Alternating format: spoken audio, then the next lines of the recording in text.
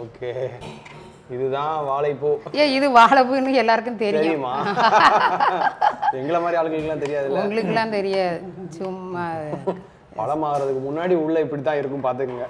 ஆமாம், எல்லாருக்கும் ஒரு ஜோக்கு. இது எங்கே உள்ளவன் இப்படி ஜோக்கு சொல்கிறான். இதை எப்படி சமைக்கணுங்கிறத டிப்ஸை வந்து அம்மா சொல்லுவாங்க, கேட்டுங்க. இப்போ என்ன பண்ணிட்டு இருக்கீங்க? சின்ன சின்னதாக நறுக்கிட்டு இருக்கீங்க. வாழைப்பூவை உள்ள ஒரு அதுக்கு வேறு கல்ல ஐயோ எக்கா இதில் போடாது, எங்கே தள்ளி வைங்க. நான் இது வந்து நறுக்கி வச்சுருக்கேன், நீங்கள் தனியாக வைங்க, நான் நறுக்கிறதுக்கு.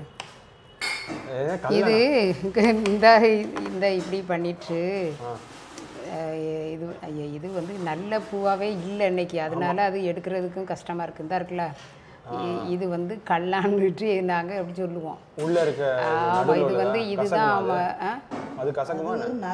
நரம்பு மாதிரி இருக்கும், அது சவைக்க முடியாது. அதனால் அதை வந்து தூர போட்டுற வேண்டியது இந்த மாதிரி.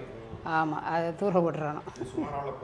நான் இந்த இப்படி எடுக்கும்போதே இப்படி எடுத்துருவேன். இந்த மொத்தமாக இப்படி சேர்த்து வச்சுருந்தோன்னா பூ நல்ல பூவாக இருந்துச்சுதுன்னா சின்ன பூக்களை இதில் வந்து அப்படி இந்த இதெல்லாம் எடுக்கணும். இந்த இருக்குல்ல, இதுவும் அதே மாதிரி எடுத்துடணும்.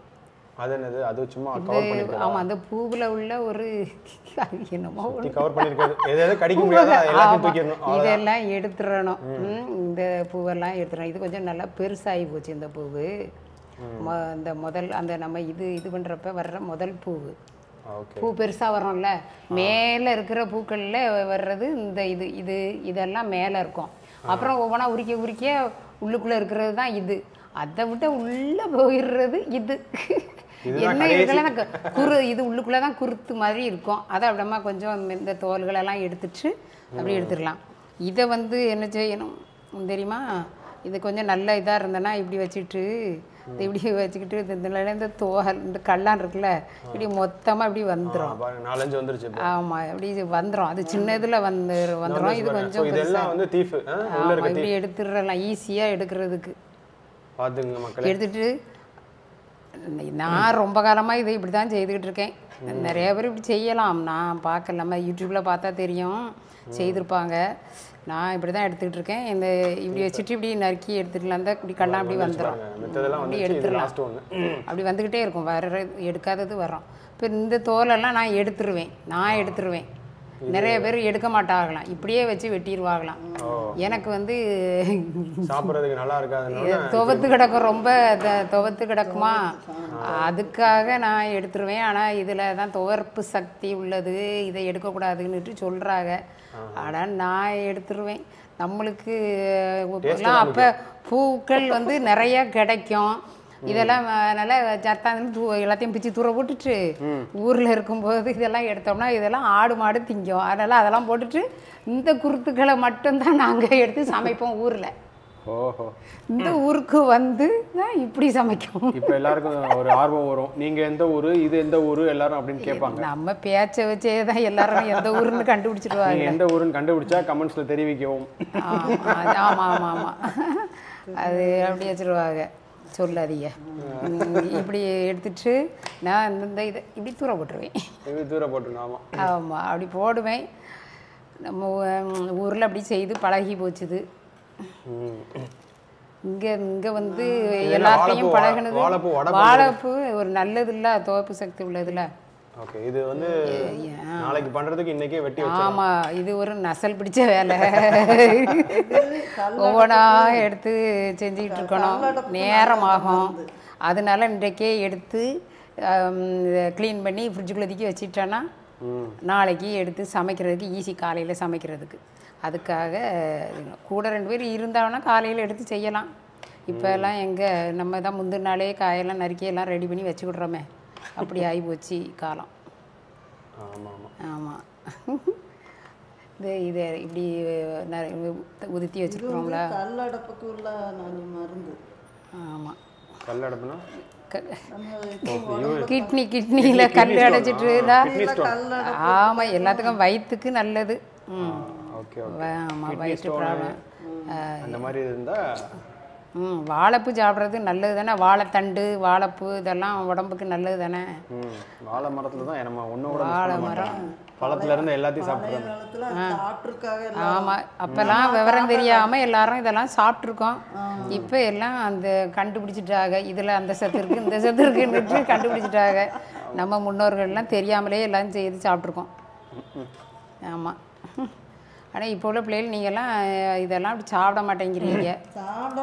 இதெல்லாம் ஒரு ஆமாம், உரிச்சு எடுத்து செய்கிறதுக்கு மாச்சப்படி. இப்போ வந்து நாங்கள் என்ன பண்ணுவோம்னா, இப்போ நீங்கள் ஆன்லைனில் ஆர்டர் பண்ணால் உரிச்சே வச்சுருப்பாங்க. ஆமாம், நீங்கள் அப்படி போயிட்டீங்க. உரிச்சு வெட்டி வச்சிருக்கதே நாங்கள் வாங்கி டக்கு டக்குன்னு போட்டு குக் பண்ணிட்டு போயிட்டு. வாழைப்பூமா உரிச்சு வச்சுருக்கான் ஆன்லைனில். பூண்டு முதற்கொண்டு எல்லாம் உரிச்சு வச்சிடுறான், வெங்காயம் முதற்கொண்டு. அப்புறம் நான் வாழைப்பூ வைக்க மாட்டானா? வச்சிருப்பார்கள். நீ இன்னும் அதை வாங்கலை அப்படி தானே? நாங்கள் இன்னும் வாங்கலை. நீங்கள் வாழைப்பூ செய்கிறதுக்கு எல்லாம் வாழைப்பூ வடை, வாழைப்பூவோட கடையில் வாங்கி சாப்பிடுவோம்.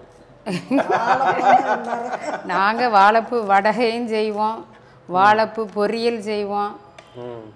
அம்மா வாழைப்பூ பொரியல் செஞ்சு பொரியல் செய்வோம். பாசிப்பருப்பு போட்டு கூட்டு மாதிரி வைக்கலாம். அதுதான் பாசிப்பருப்பு போட்டு தான் நான் பொரியல் பண்ணுவேன். அதுக்கு பேர் தான் பொரியல். கூட்டுன்னா அது தேங்காய் அரைச்சி விட்டு வைக்கிறதுக்கு பேர் தான். சரி, அப்படியே இதை வச்சு நாளைக்கு என்ன பண்ண போறீங்கன்னு சொல்லிட்டீங்கன்னா அதுவும் நல்லா இருக்கும். என்ன செய்து தரணும்னு சொல்லு. பொரியல் பண்ணி தரணுமா? எல்லாமே ஈஸி தான். பொரியலும் செஞ்சு தரேன், வடையும் செஞ்சு தரேன். ரெண்டையுமே செஞ்சு தரேன். வடையும் செஞ்சு தரேன், ரெண்டுமே செஞ்சு தரேன். பொரியலுக்கு என்ன பண்ணணும், இதை நான் என்ன பண்ணுவேன், வேக வச்சிருவேன். முதல்ல கொஞ்சம் தண்ணி ஊற்றி வேக வச்சிருவேன். ஆமாம், வேக வச்சு எடுத்துட்டு அதுக்கப்புறம் அது கொஞ்சம் ரொம்ப தண்ணியை வடிக்கக்கூடாது. அப்படியே அது கொஞ்சமாக தண்ணி ஊற்றி அப்படி வேகிற மாதிரி அளவுக்கு அப்படி வச்சு வேக வச்சு எடுத்துக்கிடணும். தண்ணி கொஞ்சம் நிற்கிற மாதிரியே தான் வச்சு வேக வச்சுக்கிடணும். பாசி பருப்பையும் அதே மாதிரி வேக வச்சு எடுத்துக்கிடுவேன். அந்த முதல்ல பாசி பருப்பு வேக வச்சுக்கிட்டோன்னு வச்சுக்க, அந்த தண்ணி இருக்கும் பற்றியே பாசி பருப்பை எடுத்துகிட்டு அந்த தண்ணியில் இந்த வாழைப்பூவை வேக வச்சுக்கிடலாம். வேக வச்சு எடுத்துகிட்டு அப்புறம் நம்ம இது எடுக்கும் பச்சை மிளகா, வெங்காயம். வேறு ஒன்றும் பெரிய விசேஷமாக கிடையாது. பச்சை மிளகா, வெங்காயம் போட்டு தாளசம் பண்ணிவிட்டு கொஞ்சம் நல்லா வெங்காயம் நிறையா போட்டு வதக்கிடுவோம்.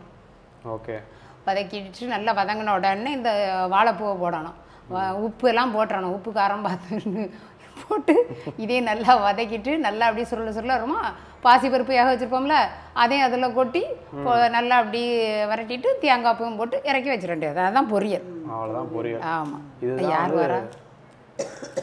வாழைப்பூ பொரியல். ஆமாம், அது வாழைப்பூ பொரியல். வாழைப்பூ வடைக்கும் அதே மாதிரி தான். வடைக்கும் அது அப்படி தான் கடலை பருப்பை ஊற வச்சு அது போட்டு இப்போ இதை போட்டு இதே மாதிரி எல்லாம் போட்டு பிசைஞ்சு கடலை பருப்பு ஊற வச்சு அதோட பிசைஞ்சிக்கிட வேண்டியது தான். வடை போடுற மாதிரி கடலை பருப்பு வடையை எப்படி செய்கிறோமோ அதே தான் வாழைப்பூ வடை. அவ்வளோதான். அவ்வளோதான், சிம்பிள் வேலை.